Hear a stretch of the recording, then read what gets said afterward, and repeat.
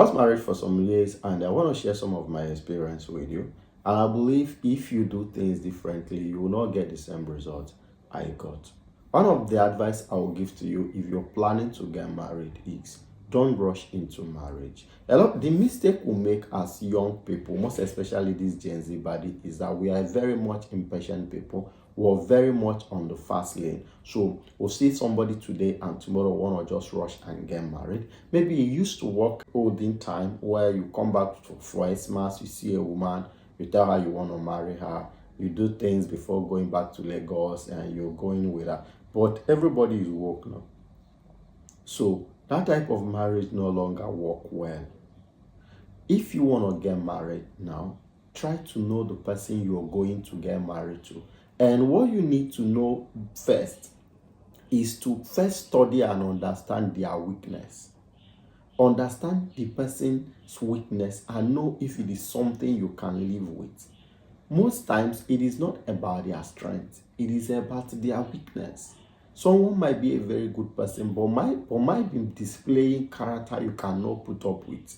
Now, that particular character you cannot put up with, nobody is perfect, I would say that. But you have to check before going into marriage, know your intending partner's weakness and know if they are the ones you can take. Everybody have got weakness, yes, but there are less weaknesses and there are more. There is a man that cannot take a woman disrespecting him. So this woman might be everything and more. Everybody might be saying that there's nobody like this woman, but she doesn't listen to you, she doesn't respect you, she doesn't take your word for anything. Now, a woman who doesn't take your word for anything, she will hardly earn a man's loyalty. A woman who doesn't respect you as a man will hardly earn your trust and loyalty. So you see that now. So you find out what are this person's weakness. Anybody you intending to get married to, what is the person's weakness? And when you find the person's weakness, ask yourself, this weakness, is this something I can live with? Knowing fully well that if you should go into a relationship with another person, the person will also have a weakness. So check the weakness you can live with and go for it. Second one is don't rush into marriage because you want to be knacking. Yes, because you want to be knacking. If you want to knack, go out and knack. If you want to knack, have a relationship where you are knacking. But I would advise you, you don't rush into marriage because you want to be knacking. If you are a promiscuous man and you're a promiscuous woman, I will tell you that marriage doesn't cure that. Marriage doesn't cure promiscuity. If you want to stop being promiscuous, it is something you first pray about. You discipline yourself.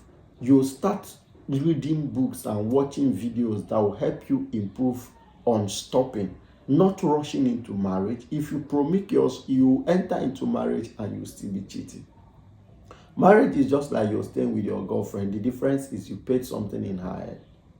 So if you're a chronic cheat who cheats on your girlfriend and you cheat on your boyfriend, if you marry, you will still be cheating. So it is a weakness that you have to sit down and work on, and not something you just rush to go and get married believing that you will get it stopped at marriage.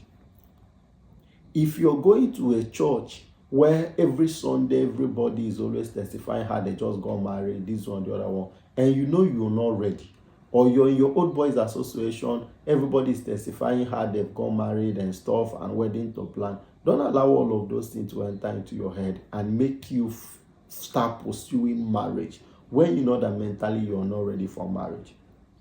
If you're not ready to get married mentally, wait until you're ready. Don't allow all the testimonies of people getting married and all the committee of friends and all the wedding you see online push you into what you're not ready to do. Everybody have got his or her own time clock ticking part time for every one of us. Don't allow loneliness to push you into being married. If you're lonely, I will tell you that you are lonely because, not just because you are alone, because you have not learned to handle being alone. Being alone doesn't make you lonely. You become lonely when you feel that your completion comes from the next person. You can be alone and not lonely.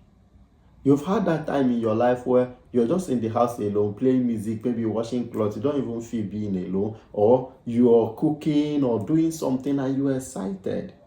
You must first of all learn and understand that being alone does not make you lonely. You start feeling lonely when you graduate from just being alone to when you start feeling it. You can be alone and happy.